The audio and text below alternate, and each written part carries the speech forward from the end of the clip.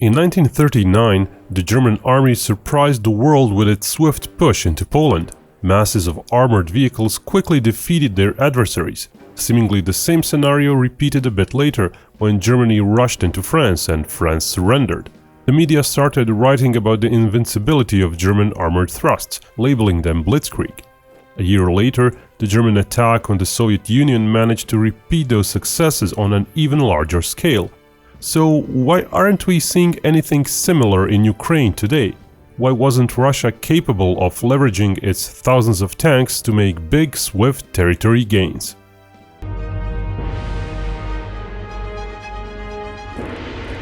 Mass armor attacks were a staple of warfare, and mass warfare is something you can experience in Conflict of Nations, a game sponsoring this video. It's a free online real-time strategy game. You choose a real modern-day country to lead and start wreaking havoc, battling against up to 128 other real players.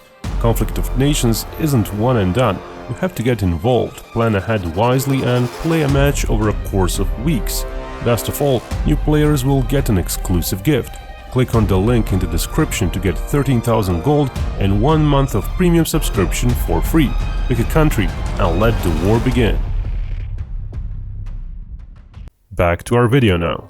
A year ago, when it became obvious Ukraine was putting up a fight and when actual front lines formed, Russian forces seemed paralyzed. Russia abandoned the northern regions and focused on the Donbas region. But its advance there, around Izium and later around Lysychansk, was very slow.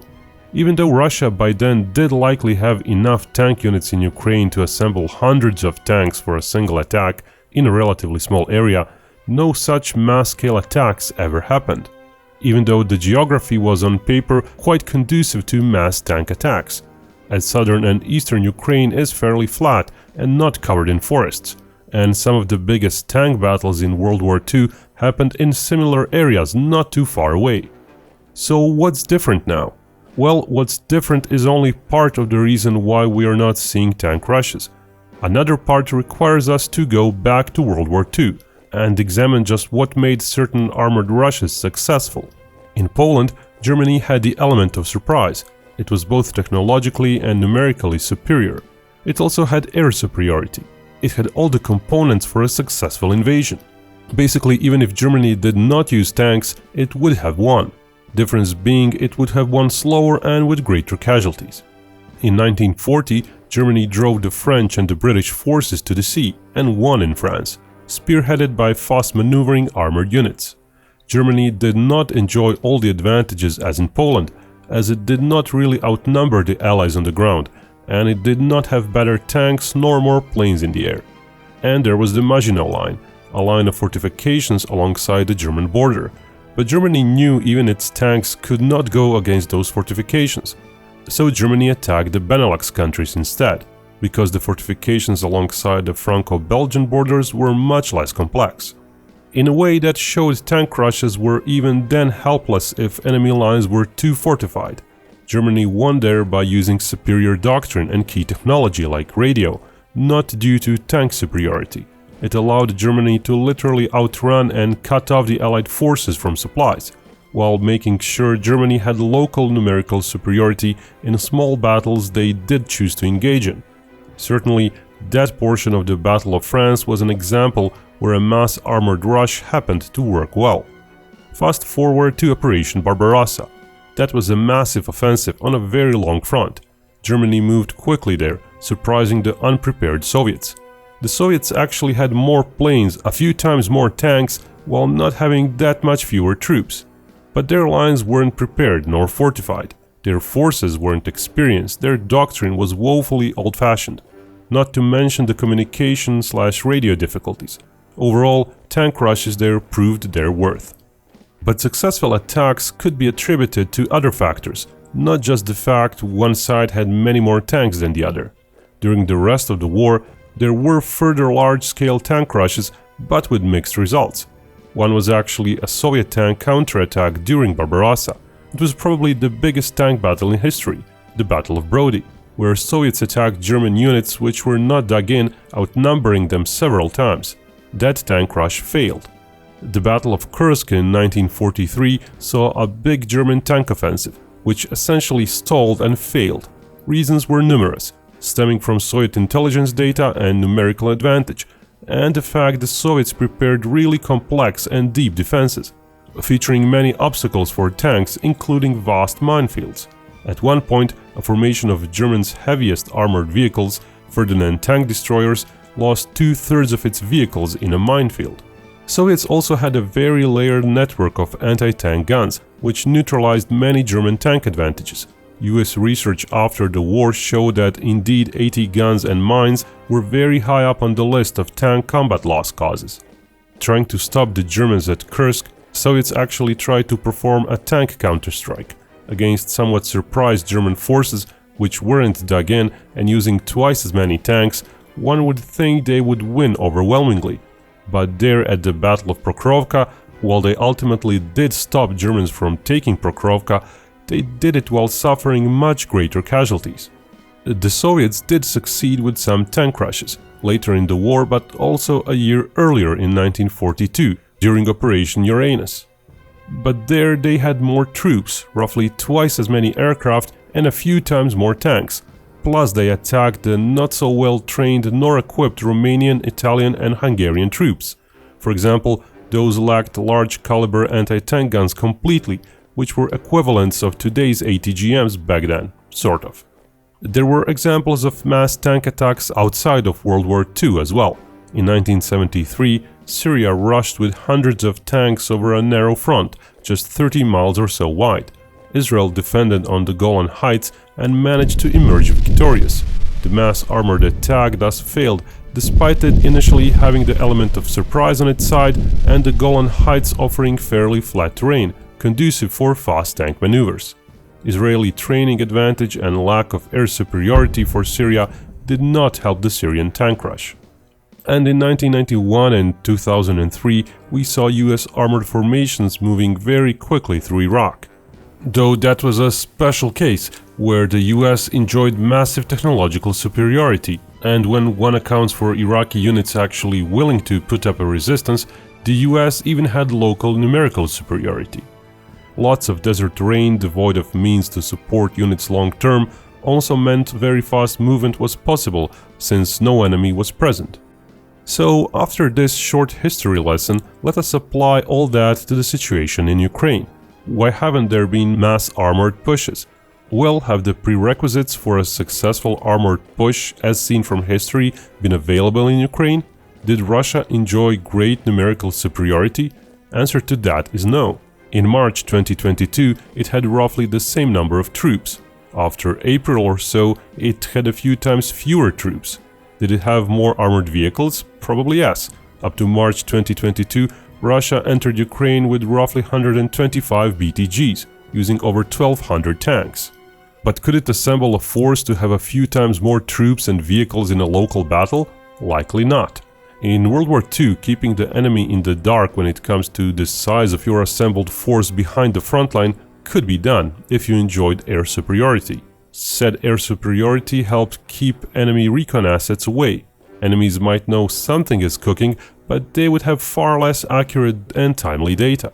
Today, Ukraine, but also Russia to some degree, can monitor the assembly areas even deeper behind the front. US commercial companies and US government have a massive fleet of satellite assets, which is being used 24/7 during this war. Such a fleet can yield literally hourly revisit times, with better resolution satellites first identifying threats and the more numerous satellites of weaker resolution than tracking threats. During nighttime and bad weather, radar-based sensors also offer 1 meter resolution synthetic images. Even a fairly small attack composed of just a few battalions needs prep time and assembly, likely taking days. Larger division-sized attacks require at least weeks of assembly time. During that time, Ukraine will get further info sent by U-2 spy planes, aerial radars, and so on, on top of hundreds of small drones operated by Ukrainian military near the front line. A medium-sized drone like Bayraktar might house optics good enough to track large vehicle formations from a few dozen miles away. Smaller drones house worse optics, but are still useful to some dozen miles away. So the overall element of surprise on a division-level scale is basically impossible to achieve. Then there's the fact that a lot of the front has, after a year of war, been quite fortified. This line hasn't moved too much for a year. It's no wonder that around Ugledar, Russia has been losing so many vehicles to minefields. The front line around Donetsk is even worse for tanks, as it's been fortified on and off since 2014. The northern front is likely less fortified than either two, as there the lines moved back and forth during the last year. That being said, it's still not just a smooth run for armored vehicles. Minefields are easier than ever to establish. Today, even artillery is used to disperse various mines. The US has delivered at least 10,000 such artillery runs to Ukraine so far, with each round containing 9 anti-tank mines. In 2021, Ukraine reported to the UN it had 3 million mines left in stocks. Likely half of those were anti-personnel mines, but still, it's not unimaginable Ukraine had the capability to place over 1,000 anti-tank mines per every kilometer of the front. That's not counting the Russian mines, which could easily outnumber the Ukrainian ones, as Russia was on the defensive for months during the last year, and it had access to millions and millions of mines. While Russian commanders should have access to their own minefield maps, those still present an obstacle for any advancing force. Today, artillery is also more lethal. Dispersal of its rounds is smaller, leading to greater precision. Ranges are up to 3 times longer, leading to a greater percentage of artillery pieces being able to cover a single area. And its fire is often corrected by drones in real time, so subsequent salvos can be quite accurate.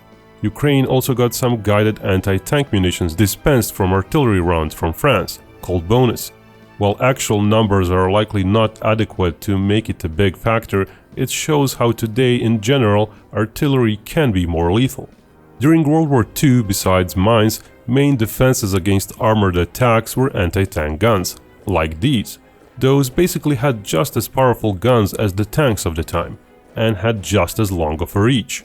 They were quite big, they had to be deployed, and relocating them took quite a bit of effort, compared to anti-tank guided missile teams of today. ATGM teams today usually consist of 2 soldiers, and can establish position and move away within minutes. Even less if compact systems like Javelin are used, which do not use a tripod. Furthermore, ATGMs can be and are used from simple vehicles, often even technicals. Mobility of those is even greater, though the downside is that they are an easier to find target. A 2-man ATGM team is often hidden in buildings, in bushes, and so on, something that the anti-tank guns of World War II could not easily do. So while in pre-ATGM wars the attacking side could rely on air superiority to locate and suppress enemy anti-tank guns due to the fact they presented larger and not so mobile targets, today the air superiority edge is less useful there. And to add to that, neither side has air superiority in Ukraine. Even Russia, with all its planes, fears losses too much to overfly the frontline constantly. Reasons for that were explained in our previous videos.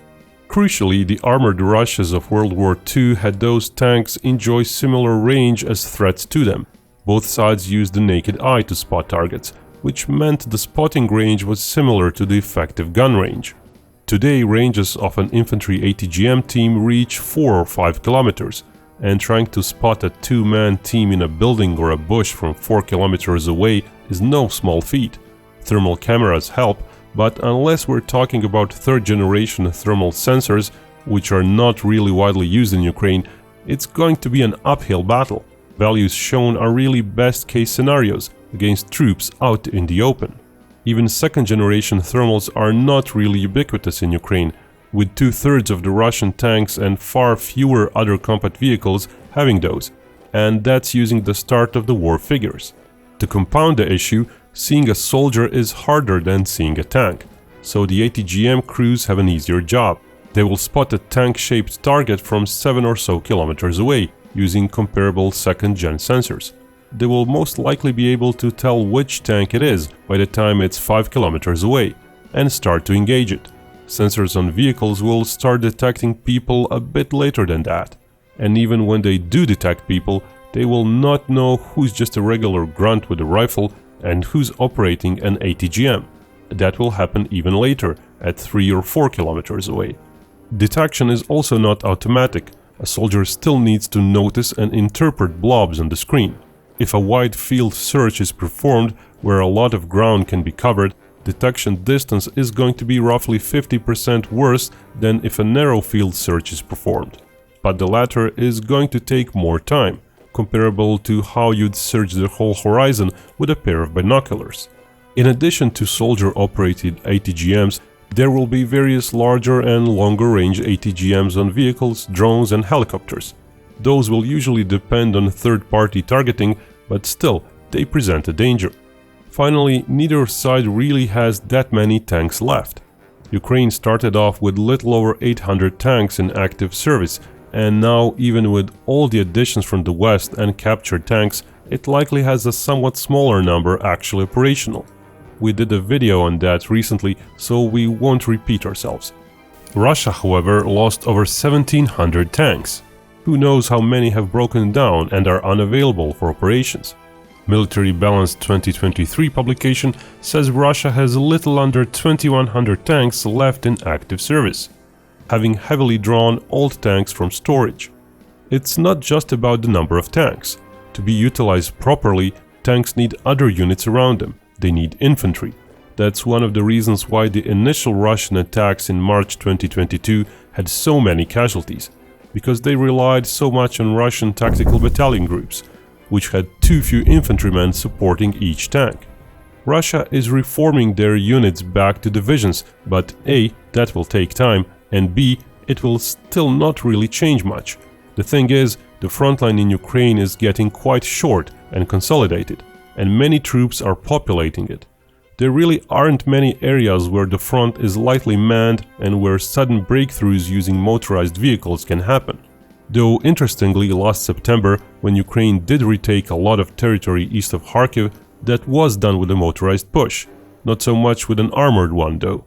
But nevertheless, it was an example where a very thinly manned Russian line crumbled within a day, surprised by an attack.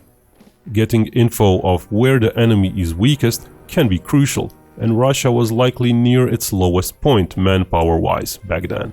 But today the front is roughly 2 times shorter than it was back in September. From April 2022 to late fall 2022, Russia had like 3 times fewer troops than Ukraine. During the last few months, that has started to change to 2 times fewer troops. Still, such ratios have not really been conducive to large-scale attacks, be they armored or not, hence incremental and slow gains so far. To sum up everything said so far, mass armored attacks need prerequisites. That was true back in World War II and is still true today, even back then when the attacker did not enjoy air superiority, when it did not have more troops at least locally, when it did not enjoy technological edge that would let its armored troops to be more efficiently used. Such attacks were rare and seldomly effective. So it's no wonder that in 2022 and 2023 so far, we haven't seen Russia use its thousands of tanks in Ukraine in such a way. It lacked boots on the ground to support those tanks. Ukraine's troops are more numerous and, relatively speaking, more entrenched than defenders in the successful armored attacks through history. And today's technology that Ukraine has at its disposal, especially recon and tracking sensors, simply don't allow for much surprise. The anti-tank guided missiles that Ukraine got in droves from the West certainly complicate matters further, as do precise drone-corrected artillery and guided artillery rounds. The environment was simply not right for the Russian armored push. Also, even if one happened, or it is to happen, even if successful, it would not be able to move far, as Russian logistics are not configured to sustain such mass formations deep into enemy territory. Ideally, they're built to do counterattacks into enemy flanks, inside their own territory, and not so far away from their own railroad network, supplying the logistics. So what's more likely is that we'll keep seeing bit-by-bit advances on either side, while trying to simply wear down the opponent. Let's mention Conflict of Nations once more. This free online strategy game offers you a chance to build your own army and choose your own strategy to get the taste of actual modern warfare. Look at all these units to play with. tanks, airborne jets, nuclear subs and nuke missiles. I really like how it all feels. I must take into account the economy of my provinces, the morale of the people, the infrastructure. Everything is important. So is choosing your allies from your foes. I advise focusing on diplomacy early. Combat is no mindless clickfest. Actions can have delayed consequences. Remember, new players will receive an exclusive gift. Click on the link in the description to get 13,000 gold and 1 month of premium subscription for free. It's available for 30 days, so don't lose time. That's it for this video. As you might have noticed, we've not released this on a Wednesday. As a matter of fact, we're exploring other release schedule ideas. It's possible we'll release our next video on a Sunday. It all has to do with the massive changes in income from the start of 2023 that seems to have befallen many YouTubers, us included. So we have to keep trying new options. YouTube Analytics seems to show Sundays might be when most of you are watching our content. We'll see.